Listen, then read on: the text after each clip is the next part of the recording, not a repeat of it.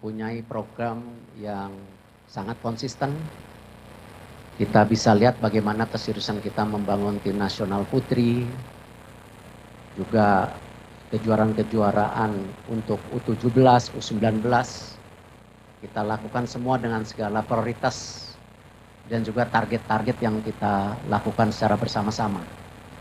Dan kita lakukan secara transparan tanpa ada agenda tertutup.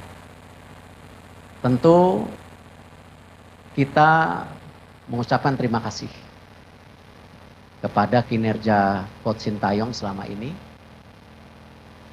Dan hubungan saya sangat baik. Dan kita lakukan yang terbaik untuk program-program yang dikehendaki. Tetapi tentu dinamika daripada tim nasional ini perlu juga menjadi perhatian khusus oleh kami dalam evaluasi. Kita melihat perlunya ada pimpinan yang bisa lebih menerapkan strategi yang tentu disepakati oleh para pemain, ya, komunikasi yang lebih baik, dan tentu implementasi program yang lebih baik juga secara menyeluruh untuk tim nasional. Dan Pak Marji sudah ketemu Coach Sintayong tadi pagi, dan Coach Sintayong sudah menerima ya surat menyuratnya. Nanti tentu ada proses yang berikutnya mengenai hubungan kita yang sudah berakhir, dan saya mengucapkan sekali lagi terima kasih. Dan kami sudah mendapatkan calonnya. Nanti juga kita undang semua media untuk press conference berikutnya di tanggal 12 nanti. Kurang lebih jam 4 sore, jadi kalau ada dari pihak media atau teman-teman yang ingin tanya jawab, nanti langsung saja dengan pelatih penggantinya ya. Tanggal 11 malam sudah mendarat, tanggal 12 nanti kita beri kesempatan untuk media bisa melakukan tanya jawab. Dan tentu beberapa agenda yang kita akan lakukan untuk hari Minggu dan Senin ya, pertemuan dengan Exco,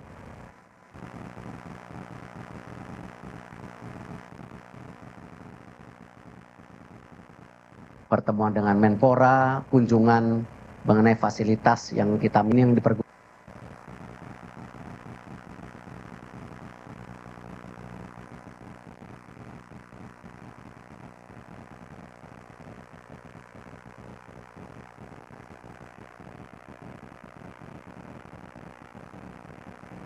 Aplikasinya tinggi sehingga ini menjadi sebuah improvement ya, supaya kembali perjuangan kita untuk menuju Piala Dunia, kita coba sekritikal mungkin segala kekurangannya kita bisa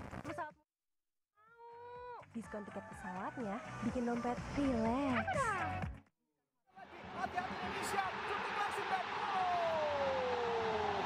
Harus terlepas tadi dan agak kosong tadi Bung Rizal. Ya, Nguyen Quang Hai memang digadang-gadang sebagai salah satu pemain milik coach ya, tidak. Tapi bagaimana kita memastikan semua dinamikanya ini kita ukur sebaik-baiknya sehingga hasilnya juga bisa lebih konsisten. Mungkin itu yang saya bisa sampaikan. Terima kasih. Wassalamualaikum warahmatullahi wabarakatuh. Baik, langsung saya berikan kesempatan bertanya kepada wartawan. Ya, satu. Ya. Selamat siang Pak Erik, saya Majid dari Tribun News. Pertama Pak Erik, mungkin dengan adanya pemerintah dan ini beberapa hari lalu belakangan ini juga publik kita terbelah ya Pak Erik ya, ada yang pro ada yang kontra. Mungkin dari Pak Erik bisa menjelaskan kembali apa yang menjadi keputusan tadi kan, strategi, terus kemudian program ke depan.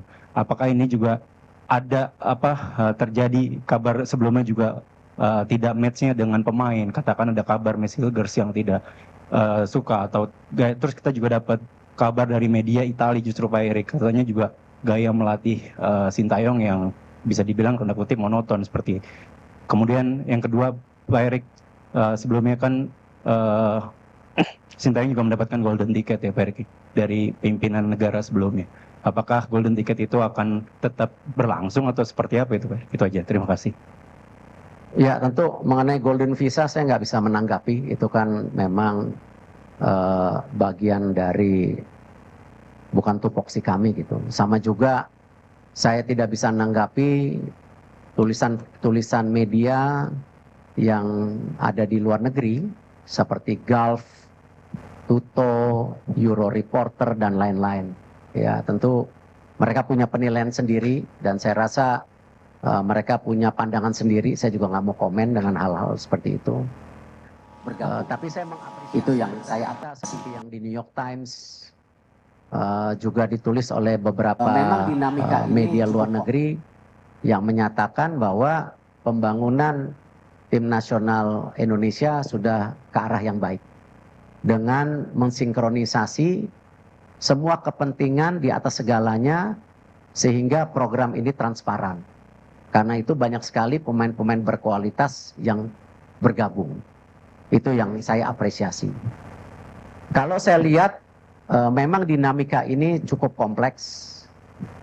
Kalau saja waktu itu kita mengambil keputusan yang tergesa-gesa mungkin kurang baik juga. Tetapi kita sudah dirasakan sejak pertandingan, bahkan sebelum pertandingan Indonesia melawan China. Ya, cuman waktunya terlalu mepet waktu itu. Waktunya terlalu mepet dan ya yang terbaik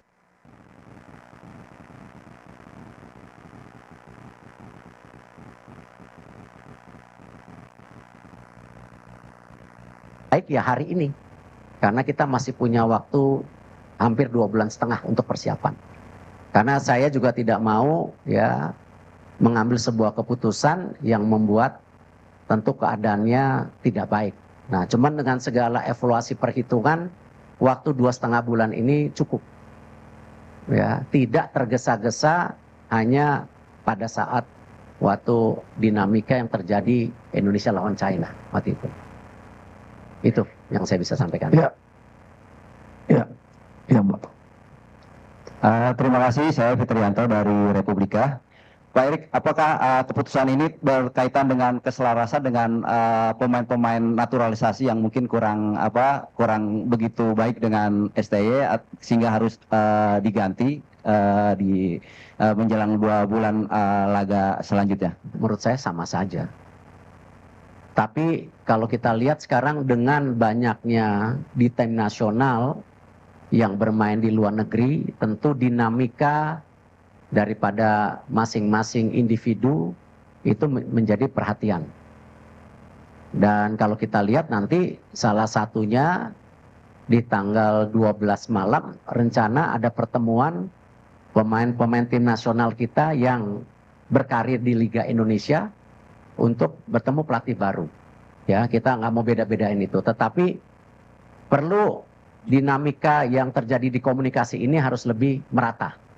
Ya, jadi tidak ada pemain juga yang terjebak pemain ini baik, pemain ini kurang. Menurut saya itu bukan judgement yang baik. Ya, tetapi kita harus melihat tim ini sebagai sebuah komposisi yang satu. Sama. Di sepak bola itu yang paling berat ya memang intangible atau sesuatu yang tidak terukur. Salah satunya ya teamwork itu. Kekompakan antara pemain, pelatih, ya PSSI dengan tim, PSSI dengan pelatih itu paling dinamika yang tentu menjadi tolak ukur yang tidak mudah diprediksi. Tetapi yang tadi saya sampaikan, kalau kita coba sebaik-baiknya, paling tidak titik-titik ini kita bisa kurangi gitu. Ya salah satunya komunikasi yang saya sampaikan tadi, ataupun bagaimana tactical issue yang seperti ditulis oleh beberapa media Eropa, tetapi itu tidak menjadi judgement, ya, tetapi itu menjadi bagian evaluasi, gitu. Ya.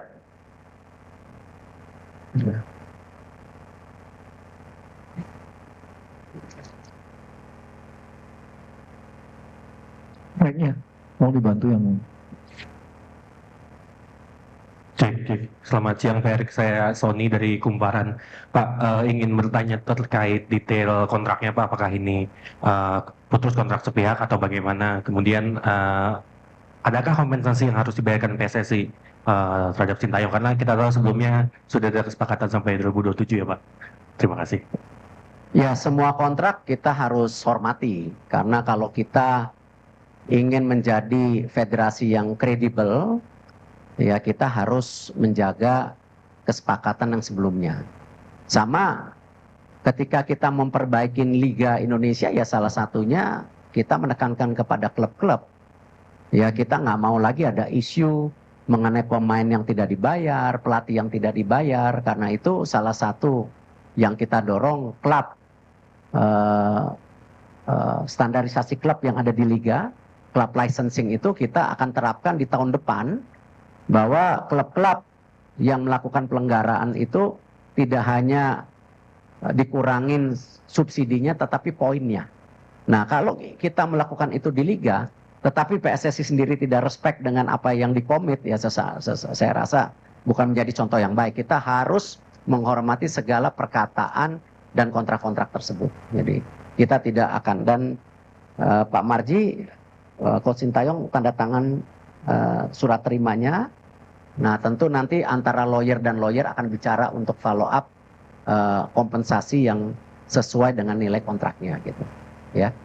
Tapi poinnya kita harus respect dengan apa yang kita sepakatin ya. Tidak boleh kita sebagai bangsa yang tidak menjaga kehormatan kita, apalagi federasi kita sedang dalam posisi tinggi-tingginya sekarang di mata internasional. Jadi kita harus jaga itu ya. Baik nih. Selamat siang Pak Erik. Tadi sudah dipastikan ya. Saya Heri dari bola.com, maaf. Terlalu semangat nih. Dalam beberapa hari terakhir setelah isu pemecatan Sintayong kan muncul di beberapa media sosial bahwa ada nama-nama yang muncul. Ada yang menyebut Patrick Kluivert, ada yang menyebut ini itu. Mungkin bisa dipastikan siapa Pak penggantinya Sintayong di timnas Indonesia. Kemudian kedua untuk Pak Marji, tadi pagi disebutkan Pak Marji bertemu dengan Coach Shin. Mungkin apa yang disampaikan Pak Marji kepada Coach Shin mungkin, dan apa yang disampaikan Coach Shin kepada Pak Marji bisa diceritakan. Itu aja, terima kasih. Pak Marji, silakan Pak Marji. Terima kasih Pak Ketum. Saya perlu sampaikan berkaitan dengan pertemuan saya dengan Coach Shin. Alhamdulillah semuanya berjalan dengan baik, smooth, tidak juga ada persoalan apa-apa. Prinsipnya Coach Shin menerima keputusan pemutusan hubungan kerja antara PSSI dengan Coach Sintayong, dan Coach Shin mengucapkan terima kasih atas kepercayaan yang sudah diberikan PSSI kepada Coach Shin selama kurang lebih hampir 5 tahun. Dan pesannya Coach Shin mudah-mudahan timnas bisa lolos ke Piala Dunia. Itu aja. Pak. Untuk pelatih-pelatih yang diinterview memang ada 3 nama waktu itu, dan juga berikut beberapa asisten sebagai opsi untuk pendamping pelatih. Karena kita yakini tidak ada pelatih yang sempurna, pasti masing-masing pelatih punya kekurangan. Nah memang salah satu kandidat yang saya interview yang namanya disebutkan tadi, tapi daripada menebak-nebak, kan tadi saya bilang tanggal 11 sampai tanggal 12 nanti ada press conference jam 4. Lebih baik media bisa bertanya langsung kepada pelatih yang tentu kita sudah sepakati gitu. Oke, yang pojok. Halo, selamat siang. Saya Dwiki dari BBC Indonesia. Saya mau bertanya, kan pergantian pelatih ini kan ada di tengah-tengah pada saat kualifikasi Piala Dunia yang sedang sebenarnya dalam posisi yang positif gitu ya. Sempat ada pemikiran nggak dari Pak Ketum dan juga tim PSSI keseluruhan bahwa jika mengganti pelatih di tengah jalan seperti ini akan menjadi blunder besar bagi PSSI? Seperti itu. Terima kasih. Saya rasa hal yang biasa. Memang untuk posisi kualifikasi Piala Dunia ini juga banyak negara-negara mengganti pelatihnya.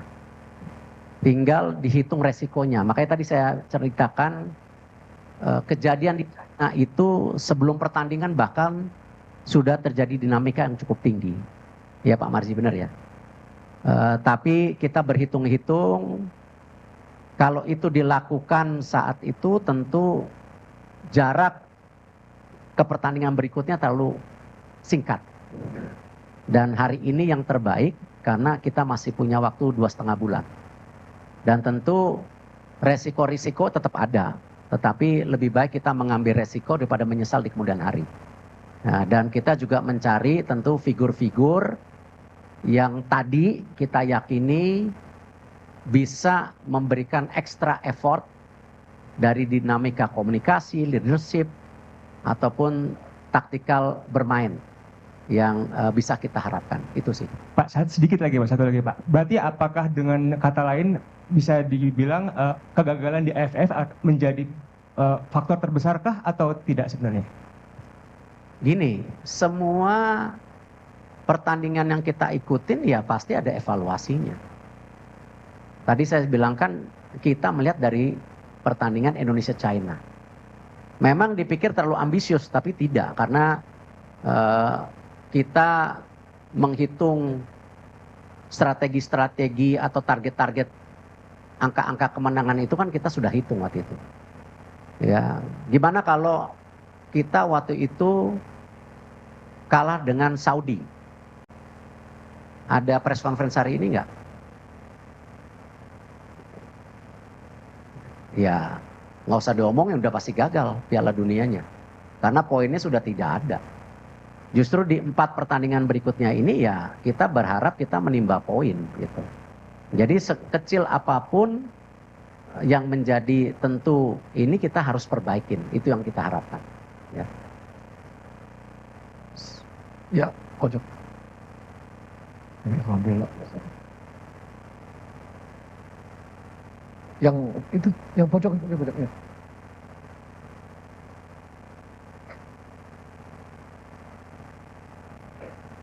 Selamat siang Pak Erik, Pak Sumarji, Pak Mali, Pak Yunus Nusi, dan Pak Arya. Saya Taufik dari FIFA Goal.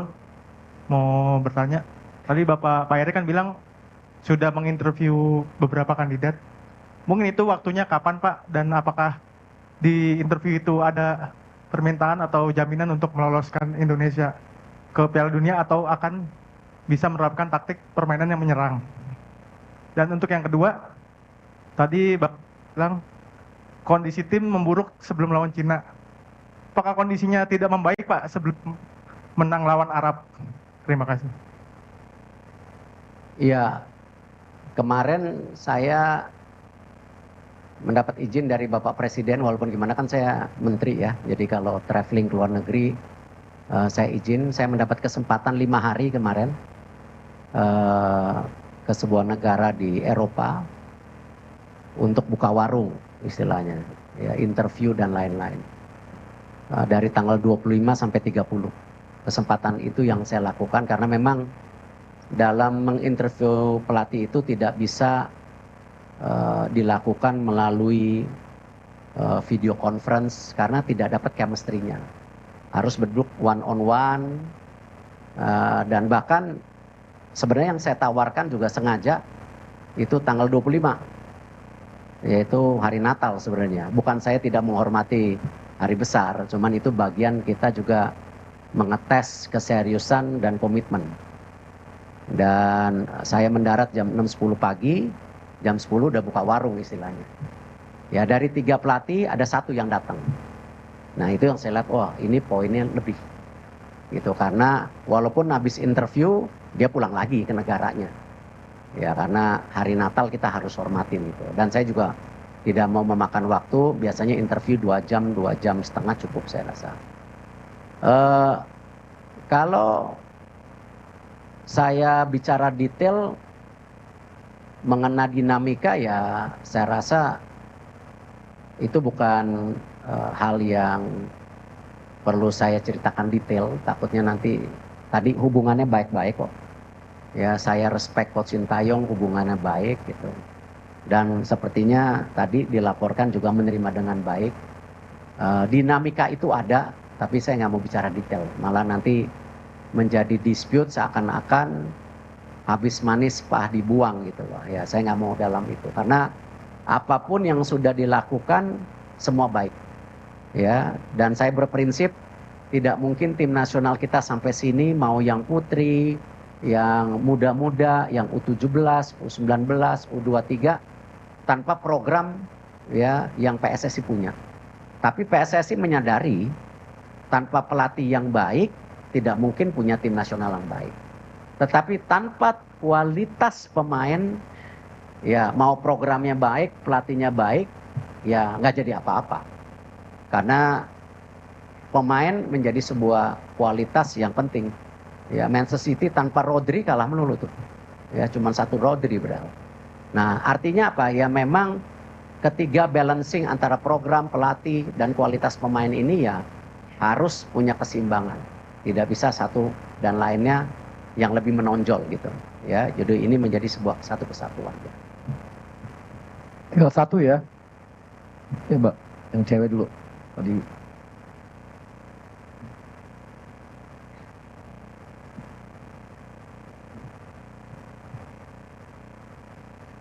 Assalamualaikum warahmatullahi wabarakatuh. Siang Pak, Niar dari RRI. Pertanyaannya, untuk pelatih yang baru nanti atau pelatih pengganti ini, apakah terpilihnya sebagai pelatih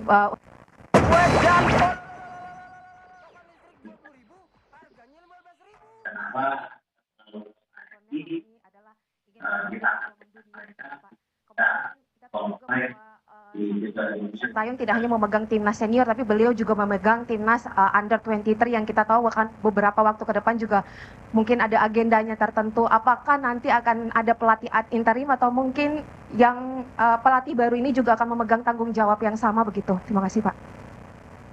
Coach Indra, Coach Nova juga ditargetkan Garuda mendunia. Kenapa setelah lolos AFC kita targetkan mereka untuk bisa qualified di kejuaraan dunia U17, U20. Nah, nanti memang untuk tim pelatih itu di dalamnya ada komponen pelatih U23. Ya, jadi nanti kalau diumumkan nanti biar aja tanggal 12 itu ada pelatih kepala, ada beberapa asisten dan ada satu asisten untuk U23. Ya, tetapi mempunyai program yang sama U23 dan senior. Nah, memang kuncinya ketika kita ingin punya filosofi sepak bola seperti Jepang ataupun beberapa negara lain, ya kita perlu waktu. Itulah kenapa diperlukan technical director nanti. Cuman ya memang tidak mudah juga mencari technical director karena memang ya ini perlu pendalaman daripada detail daripada persepakan bola Indonesia. Cuman yang menarik, yang salah satunya saya titipkan bahwa selain target ya saya juga titipkan bahwa filosofi sepak bola ini mesti dibangun dari senior dan U23 dan itu disanggupi tentu dengan waktu-waktu juga perlu support dari banyak pihak tentunya. Para pelatih yang saya interview sudah mengerti targetnya. Dan beberapa juga yang punya nama di dunia sepak bola tidak mungkin bergabung ke sebuah negara hanya sekedar mencari kerjaan. Ya, tetapi mereka pasti mempunyai target personal ya di mana tentu ingin menjadi bagian sejarah legacy yang kita miliki gitu.